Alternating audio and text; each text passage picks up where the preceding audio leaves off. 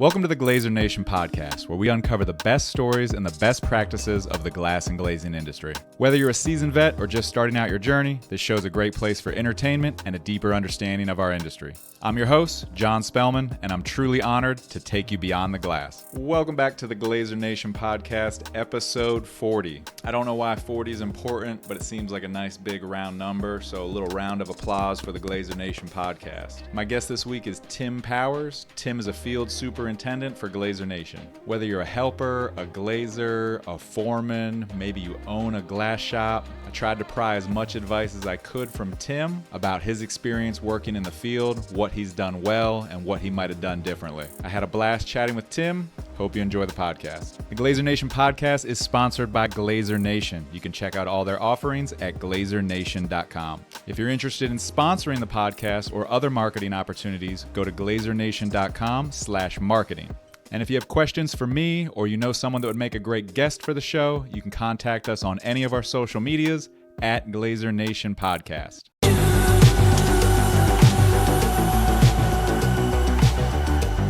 My 8-year-old knows the Astros as the team that cheated. Although I've explained to him over and over again that the team that we're Phillies fans, so the team that beat the Phillies in the World Series is not the same team that may have. Well, they did because they got fined. So I've explained to him it's a different team, but it's funny he can't seem to let that part go. Yeah, we catch a lot of guff from that. In fact, it was funny. One of the first times I went out of town for Matt, I was wearing an Astros hat, and I was in the Boston airport in Logan. And we were on, like, the moving sidewalk. And so this is after, right? And then it was, like, the year we lost. And, like, this guy was like, "Nice hat, loser." I was like, oh, my God. What? Can't wear this hat anywhere, so... Yeah, that's a rough one as a fan, right? You had no partaking in any cheating, but you have to wear that every time someone wants to disrespect the hat you're wearing.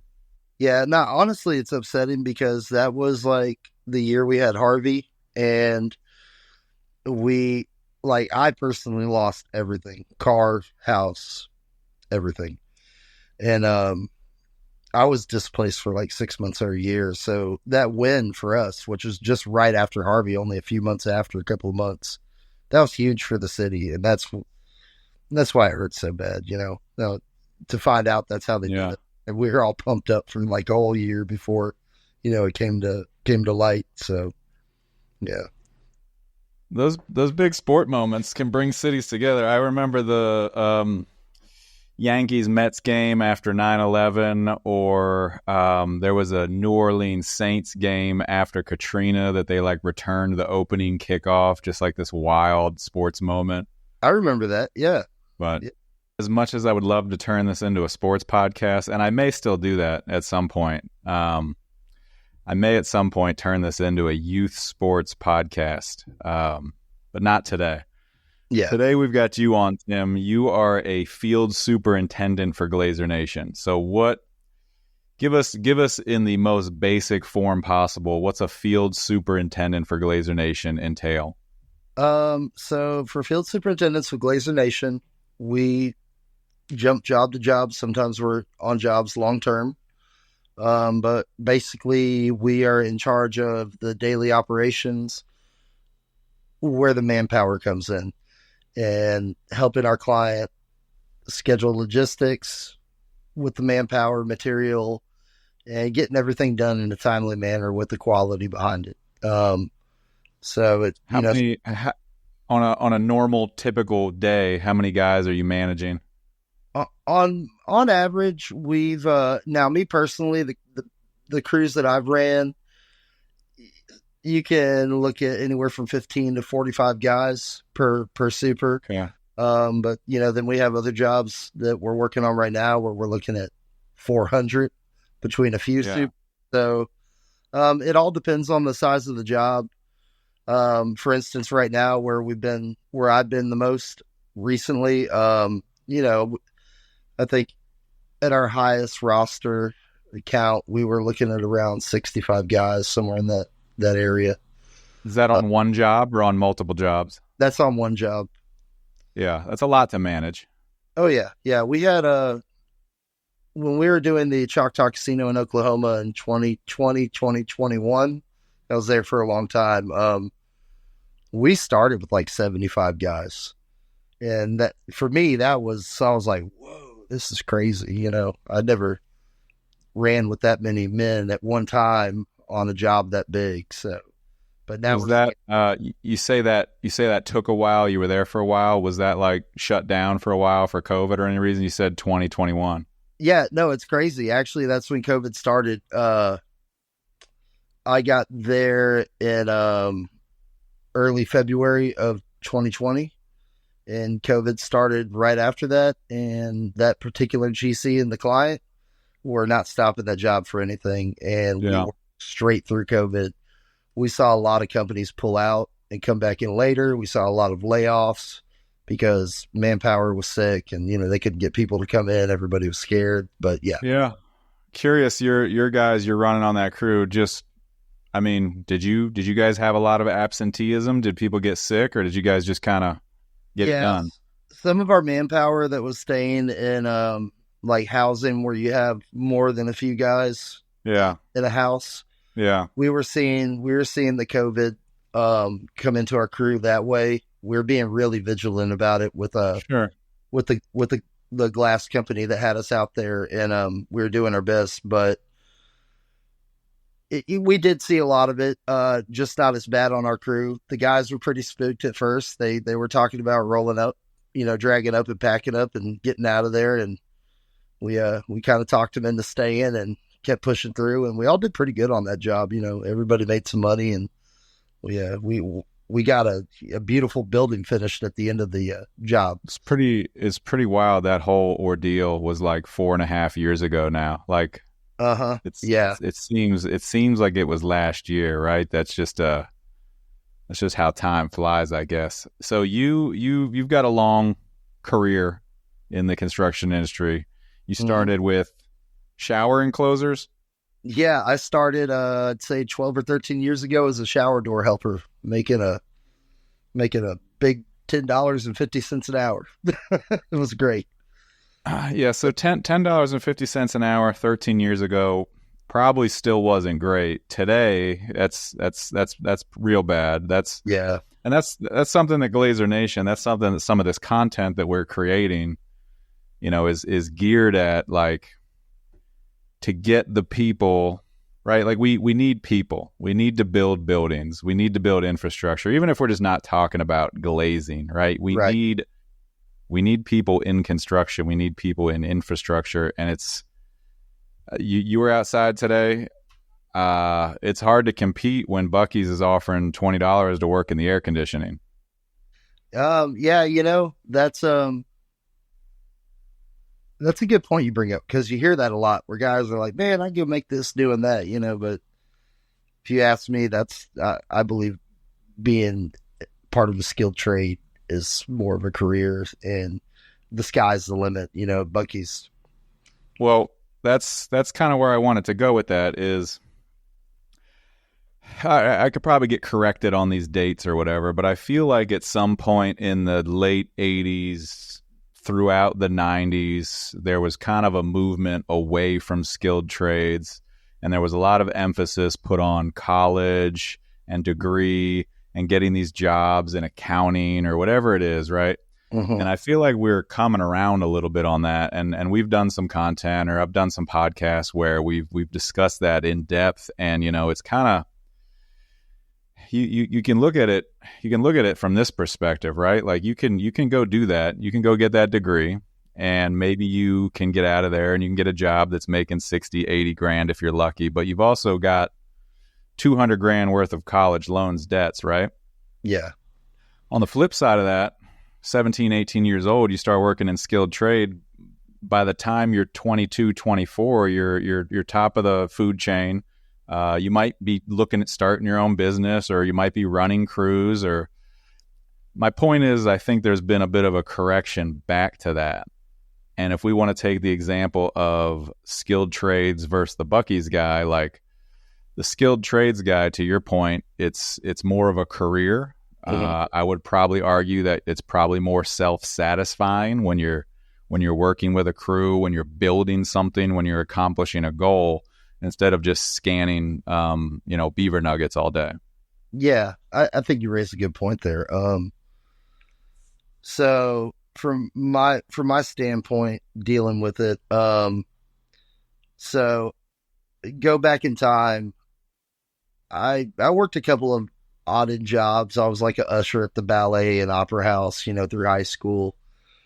And then I worked at a store that sold cardboard boxes, which is extremely monotonous. But then I got a job putting in doorknobs when I was 18 during the summer before my last year of high school. And I made more money than I'd ever seen putting in doorknobs. Yeah.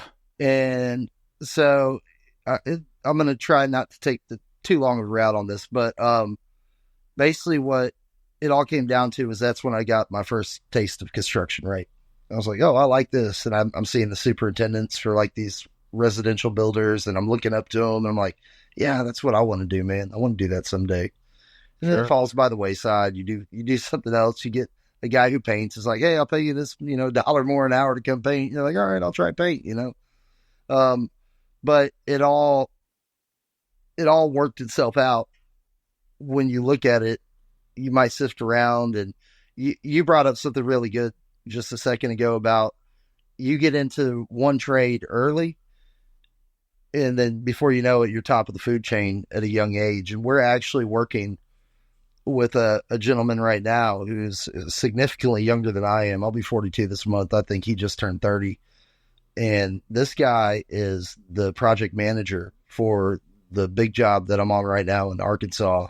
Yeah. And for what he's doing at his age, it's mind blowing, because I certainly wasn't there at 29 and 30 years old.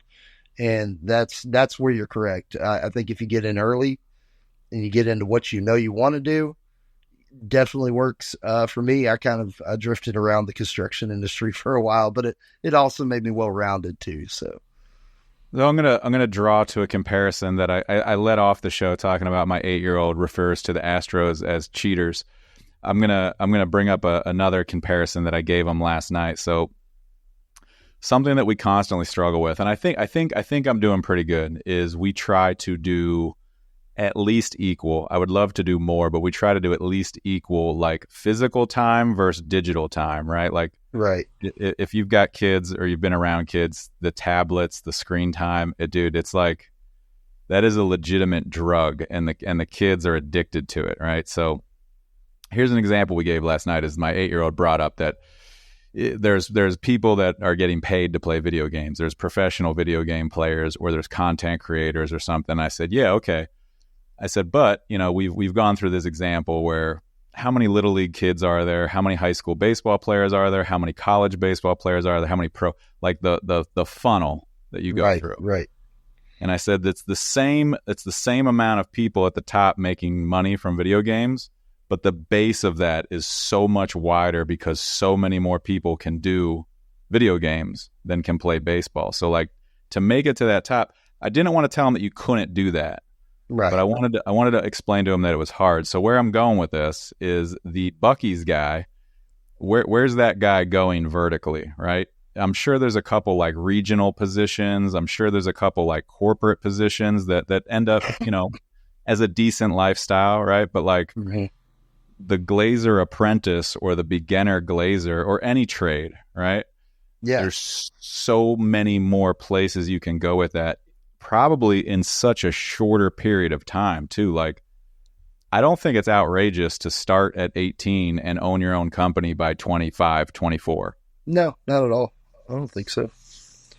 So I think there's just way more potential. I don't know. I think if someone has a plan, they're 17, 18 and they have a plan, I'm going to go to school, I'm going to get this degree, I'm going to do this, go for it. But if you don't have a plan, construction's great, man. Yeah, that's kind of. Or even if you do have a plan, for construction, to just go straight into construction, like that's. No, I mean, you kind of hit the nail on the head for me personally. That's how it worked out. I mean, I eventually ended up in commercial landscaping. That's where I ended up before I started glazing. And I thought it was the end all be all. Actually, at the time, I was like, I'll build myself up, and eventually I can get a job, working for a larger company and Sure. this and that. But with that being said, I lose train of thought sometimes, so bear with me. But well, let me ask you a question about your background. Okay. What was the biggest challenge for you coming up in construction? Like what was your biggest challenge? How'd you overcome it? My biggest challenge was actually trying to figure out where I fit in construction, because I did so many aspects of it, and some for a while, some for a very short time. I mean, my commercial roofing job lasted 5 days. So, and that was the hardest part. And it's funny. I can relate to the roofing a little bit because I was probably 17 or 18. I remember working on a black rubber roof in August, and no, that was not for me. God bless those guys that can work up there in the heat. I showed up in Converse, and the guy said, "You're really going to wear those today?" I was like, "Well, it's kind of all I got." And by the end of the day, my shoes had melted down to nothing. So how did you figure out? You've been doing glass now for 13 years. How did you settle on that? Now you're in a decent position with Glazier Nation. You're running crews up to 75 guys. How did you finally settle on? How does a guy decide who's in your shoes, a listener's in your shoes? How does he decide, what he's going to focus on? So that's where glass worked out for me. I mentioned earlier about monotony. I don't like monotony. And glazing, the glass industry in itself, is where I learned that it's not monotonous. There's such a wide variety of jobs in glazing. I mean, from auto to marine to residential to commercial. I mean, one day you're putting in someone's shower, and the next day you're at a giant warehouse or like an industrial facility, and you're putting in fire-rated wire glass and fire-rated frames and electrical modulars that are going on ships. They're going to sail the world. And it's like, you know what? This is never really going to get boring. And so that's where changed the construction industry for me. And I found a trade that I wanted to stay in.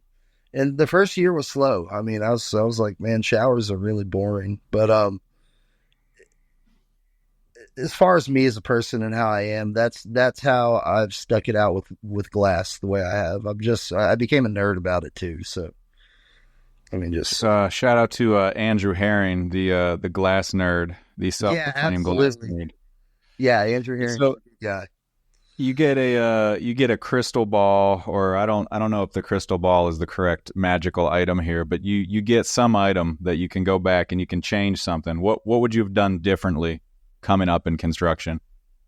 I certainly would have picked this trade first and stayed with it. But I think I would have been a little more attentive to whatever it was I was doing at the time, and probably just tried to bring myself around differently and understand the industry itself than just trying to find a trade or a sub industry of construction that would accept me or that I could accept.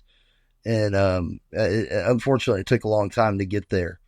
But yeah, and I'd pay a lot more attention and listen to some of the older guys that tried to teach me things. I mean, I've taken a lot of stuff home with me over the years. There's some things that I still remember from 20 years ago, but I'm sure there's a lot of good information where it went in one ear and out the other. And now I wish I would have paid a lot more attention coming up to the older guys that were pioneering this kind of stuff, I think that's pretty common to be 20 years old, to be a kid, and you kind of know everything, or you don't need to know that, or maybe this is a job. I don't need to know all that extra stuff. But you made a good point about, maybe focusing more on some of the industry stuff. And I think that's good advice for people that, we talked about that trajectory of starting at 18 and owning a company by 24, 25. Like that's how you do it. In my opinion, is focusing on what's in this industry, what's good, what's the technology, what's a way to do this better.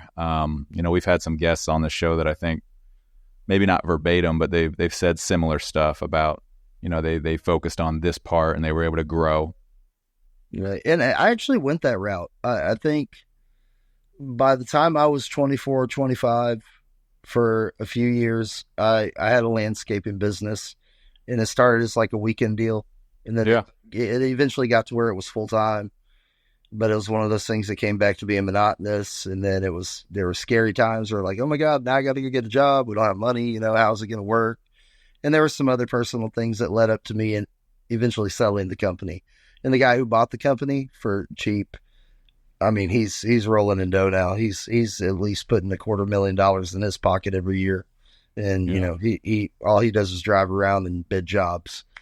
So listen, man, if you're ready to put boots on, there's work to do out there, whether it's absolutely like any service job, I anyone that's looking for something to do, any service or construction, anything where you're doing something, it's I feel like it's kind of easy money. Like there's just not enough people. Going back to that conversation about all the people with degrees, they did a South Park episode that was kind of highlighting that, where the meteorologist, he's trying to offer his meteorology services for somebody to come fix his sink, Yeah, I know what you're talking about. That was pretty funny. Hey, how did you, or when in that 13 years with Glass, when did you get hooked up with Matt Day? Oh, yeah. So that's a funny story. So I worked at two, I like to call them big, small shops, or small, big shops. Okay. But because the shops aren't that small, they're still family run, but they were doing like huge jobs, huge work. I mean, beautiful stuff. But, and Sure. The customer flow was so heavy. But, so I did that for a while, and I was starting to realize that if I want to keep doing this, and that's when I was really started digging my heels in, and I was like, you know what, I like this. I want to become a lead man. I want to drive the rack truck. I'm tired of being a helper. And I realized that unless you're going to jump from like lead man to management real fast, there's not a lot of money to be made in Houston, and it's unfortunate. And I mean, you can still make a living in Houston. If I had to drag up today and go work at a glass shop in Houston, I'd make it work, but I'm looking on Glazier Nation. I'm following Glazier Nation. I got the idea to start my own little glass Facebook page. It was called Texas Glaziers United at the time. And because there was so much stuff going on Glazier Nation, I wanted to focus on the Texas guys for a while. Sure. And that's how I became familiar with Matt Day. I was starting to read his posts more and more. I was like, man, this guy's kind of enlightening, as far as what I'm trying to learn and figure out about the industry. And that's where I started seeing scales. And I was like, okay, yeah, that's definitely not going to happen here in Houston. And I kept trying to figure it out. And one day I packed up out of nowhere, and I went to a glass company in California, in Bakersfield, where I knew nobody. I didn't have a car. I rode a train there with my tools. I got a hotel, and I worked this prevailing wage job where they're paying me like $70 an hour. And I was like, this, yeah, no way I'm going back to the glass shop for 17 an hour as a lead man. It's just not going to happen. And, so I was following Matt Day more and more and more. And I was starting to build my little Glazier page as I went along. And then me and Matt started sending each other DMs and stuff. And the California job was coming to an end as far as the prevailing wage part. And they still pay pretty good to be in the shop, but I didn't want to make California a permanent place. It was a nice year run. It was neat. Met a lot of cool people, lived in California, got it out of my system. But so when I came back to Houston, I knew for a fact I did not want to go back to a glass shop in Houston at the time. It's not what I wanted to do. I wasn't even desperate to. And so I actually went back to a buddy of mine that owned a landscaping business, and I was staying with him, and he said he needed a foreman. So I drove the truck for a while, and Matt Day came to Houston, and I got to meet up with him, Eddie Espinoza, Lee McMurtry. We all sat down at the bar, in the hotel, and I got to meet them in person. It was kind of like a quasi interview, in my opinion, at 9:00 at night in downtown Houston. And, that's how it started. And I couldn't even start with Matt right away, because I'd made a promise to my friend that I'd drive his landscape truck for another 30 days till he found a foreman. And then when those 30 days were up, I jumped on the first plane that Matt had booked, and I went straight out to Boston and got to work on a high-end retail job. Was it kind of just was it kind of about being connected with more of those high paying jobs? Was that kind of the driving factor? Yeah, absolutely. That was the driving factor. And I was looking at what Matt Day was doing. Yeah. And I liked the idea of traveling. I was looking at some of the offers he was throwing out on the table on some of those posts. And I was like, I mean, I could live off that. That'd work. And then I'm seeing pictures of the jobs. I'm like, yeah, I really want to do that. So I just started reaching out to Matt, and it was crazy. I mean, when he was like, hey, I'm going to be in Houston, can you meet me at the hotel? I was like, whoa, this is a big guy. He runs Glazier Nation, I guess, yeah, I'll come meet you. And it's funny because I actually brought the young lady that got me into the glass industry to start with. She wanted to meet Matt Day that day, so she knew who he is, and it was kind of crazy how it all worked out. But yet the drive was looking at how much more there is out there than just these small shops in Houston where, one day you're doing a curtain wall, the next day you're doing a shower. But what's the trade-off? Kind of the willingness to travel? Is that, first of all, you're going to have a certain level of skill, right? Yeah, absolutely. And then second off is what, the willingness to travel or relocate? Well, I never really thought about relocating, but some of the jobs have been so long that basically I did relocate without realizing I relocated. But sure. Definitely had to be sure that my skills were honed, because when I came to Matt Day for a job, started talking to him about it, I felt like I'd been around the block enough to at least come in and execute basic, job tasks. Sure. And not look like a fool. So that's where part of it was. And then the travel part just seemed like fun, man. I had a lot of friends that were doing other stuff that they traveled for. And I was like, I'm going to go live in hotels and go to different states. And it makes sense, right? I mean, it's the same for nurses, right? Travel nurses make a bundle of money just because they're willing to pack up and move wherever. So, hey, this brings up another point that I think might be important to some listeners, right? That we kind of mentioned young guys coming up and right, your challenges and what you might do differently. And, specifically, maybe the young kid that thinks the old guys don't know what they're talking about. I think something, and it's evident with you connecting with Matt, is industry connections. Yes. Right? How important is it coming up in construction, even not coming up? How important is it for anybody in construction to maintain those connections? It's critical. It's a critical path to getting ahead. You want to stay at one place, at one shop, and do that, you can do that. If you want to, if you just want to open the bag, and have stuff available to you where you can reach out, call somebody, like say you're having a day where, hey, this isn't working for me. Let me call that guy I talked to a year ago. I still got his card. He remembers you. You've networked it. And that goes a long way. And, it goes back to like the Houston shops. I've never lost touch with them.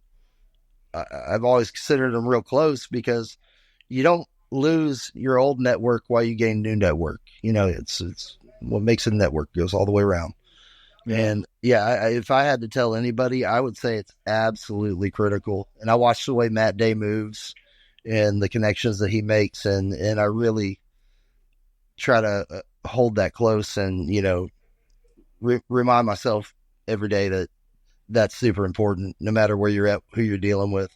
You never know who you're going to bump into down the road on the job. It's crazy.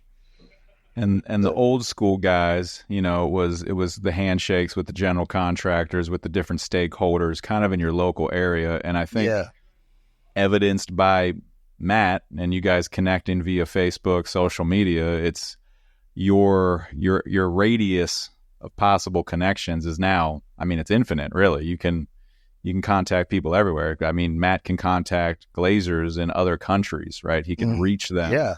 Through social media. So real story. So the impact of social media on our industry, I think you can't ignore it. And I think it kind of used to be like people would kind of look down on it, especially let's say some of those older construction guys, right? Like, I don't have a Facebook, or I'm not doing the Facebook, or I'm not dancing on the TikTok, like that kind of stuff.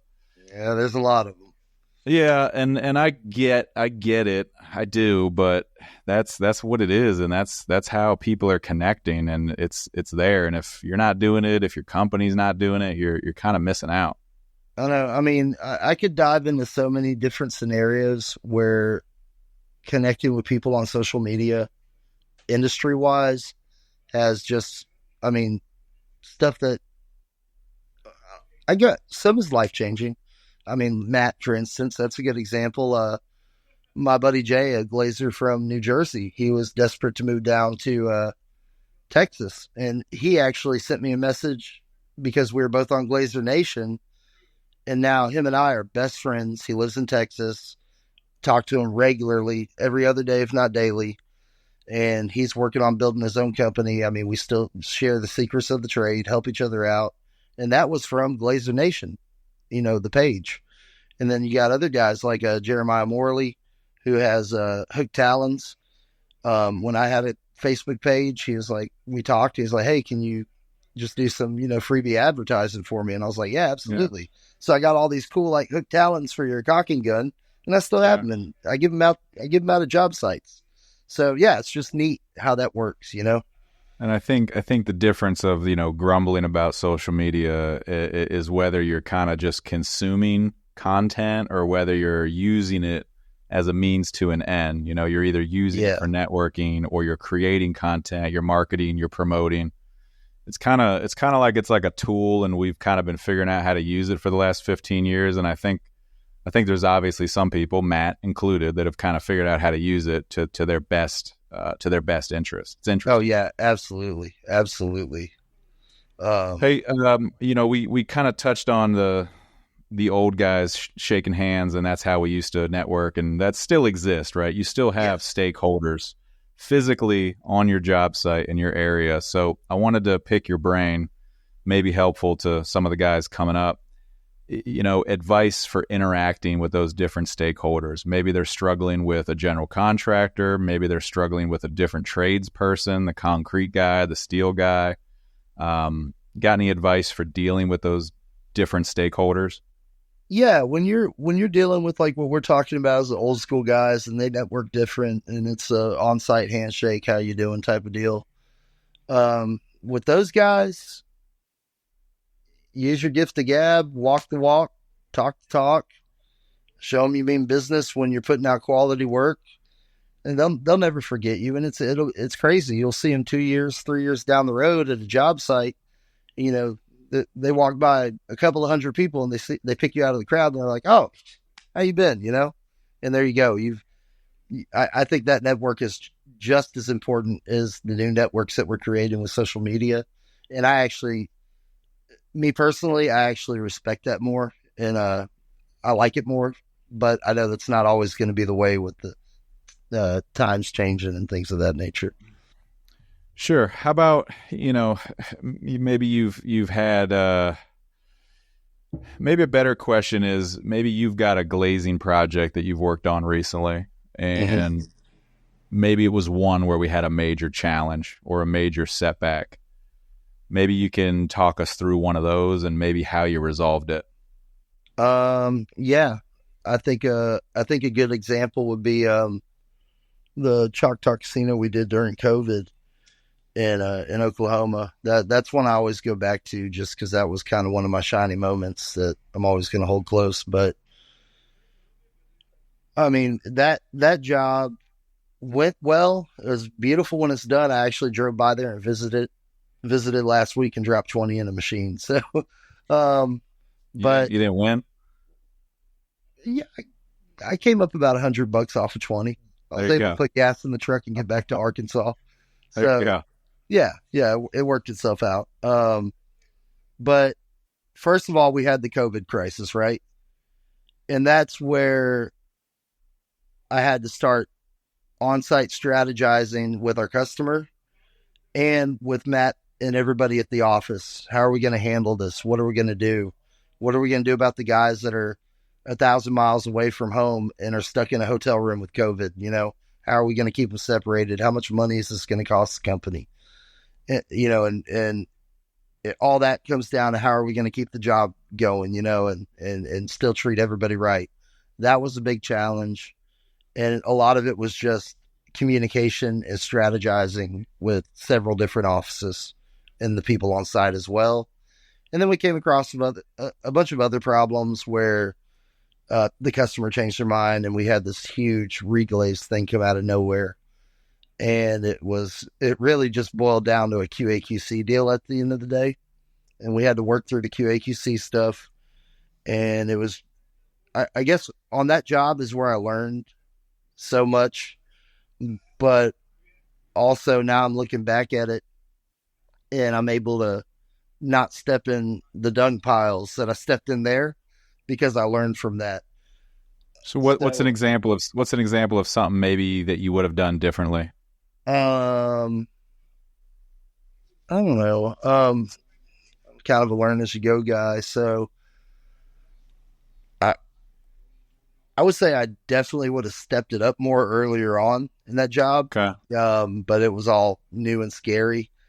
But I still dove in and I did whatever Matt and the team wanted me to do out there, as well as our customers, and stayed in communication. But I think there's some things I could have stepped up there and gone in head first a little bit earlier from when I did.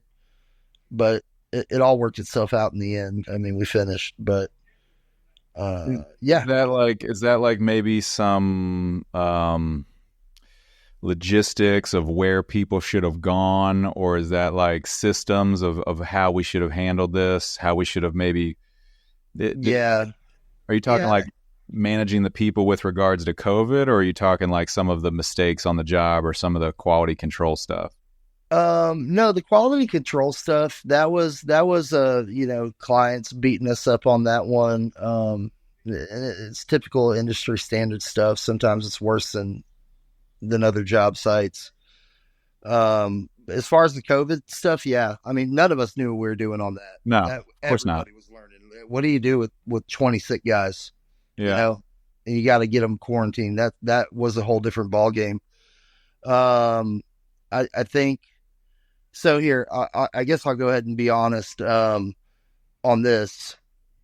Open up my vulnerable side, I guess. I think with a lot of things that went wrong there, like some of the QA/QC stuff that we needed to tackle, and we did, and then all the big reglaze stuff, that was huge. And I mean, I didn't even know what I was walking into when they said, "Yeah, we got some reglazes we got to do," and I was like, "Oh, okay." Next thing I know, it's like 745 spandrel units just on one side of a building. I'm like, "Oh Lord." Okay. I'm gonna be on this side of the building for a couple of months. I think if I would have had a little more confidence and used the skills that I already had, but it was just such a big job, and it made me timid. I think I would have, back to saying what I said earlier, I would have dove in head first a lot sooner.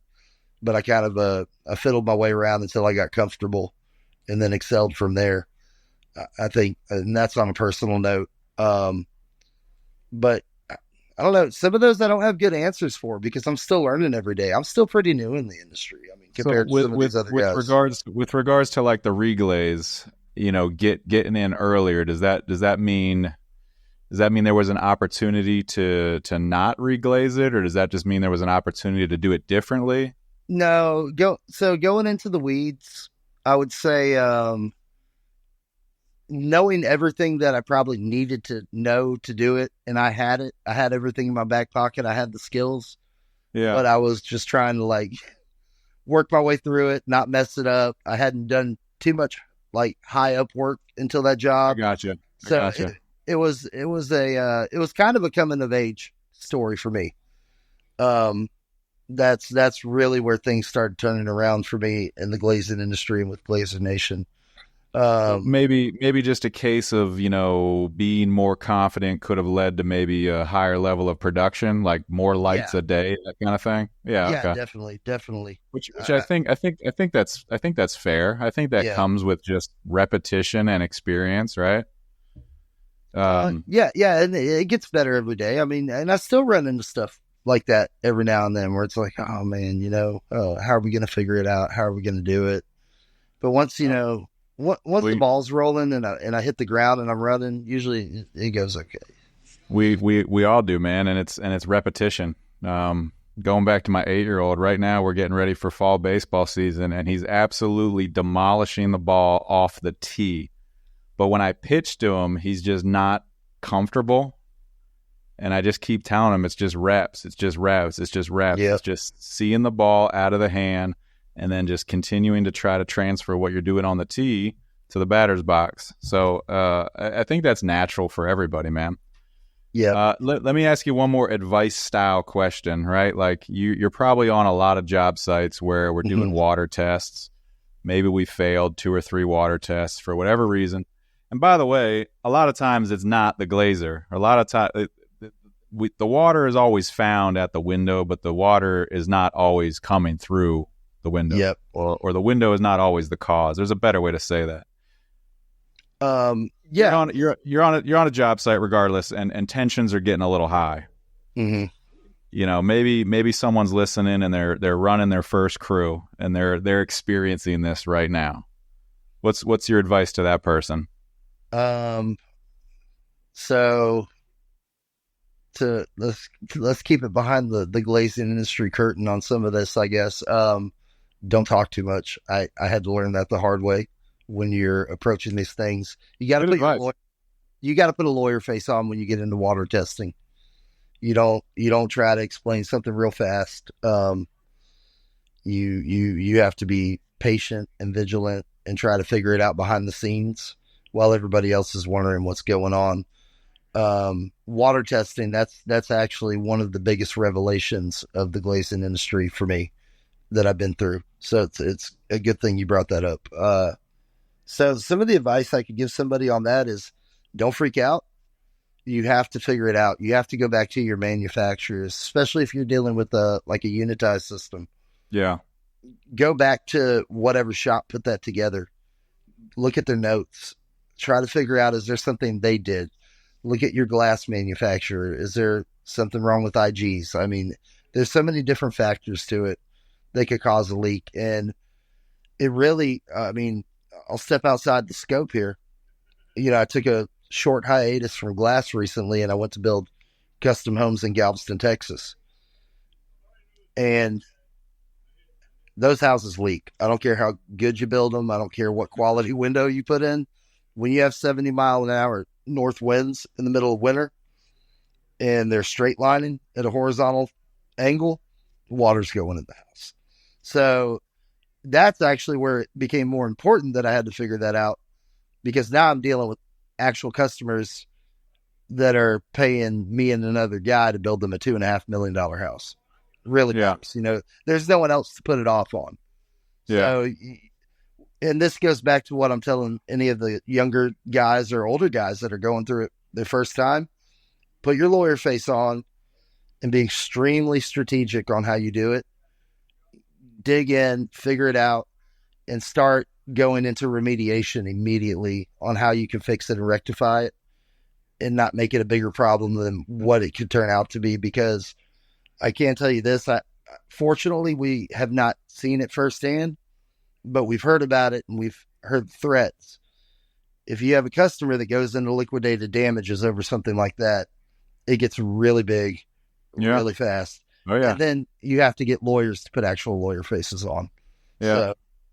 So anybody, I think that's really great advice. I think from a foreman or a project manager or a glazer, from that stance, I think you're absolutely correct. I think if you start trying to talk your way through it, it's only going to get worse. Mm-hmm. I think it's important to remember, you said patient. I think it's important to remember that it's not we fail to test, oh Lord, everything's wrong. It's we fail to test what's wrong. It's just part of the process.